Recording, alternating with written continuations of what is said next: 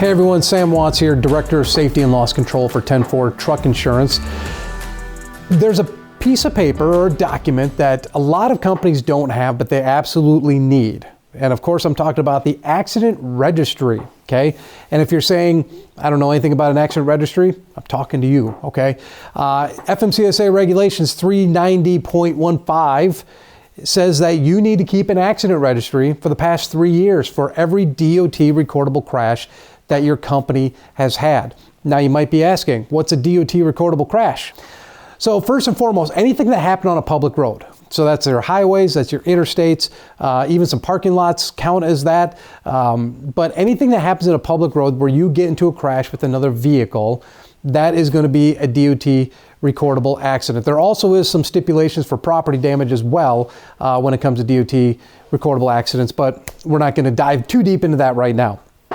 But anything that happens on a public road. Also, if there's a fatality involved, whether it be the truck driver or the people involved on the other side, anytime that someone passes away due to an accident, that is going to be a DOT recordable accident. Also, if any equipment has to be towed, whether it be the semi-truck or the other vehicles involved, if anything has to be towed, that is a DOT recordable accident. And the third or the final thing is if anybody's injured.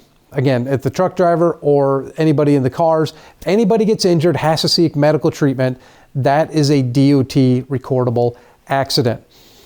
All of those DOT recordable accidents need to go onto your accident registry. A lot of times people are keeping them as Excel files now, just Microsoft Excel, fill it out there, and you can create an accident registry. Some people are still doing it on paper.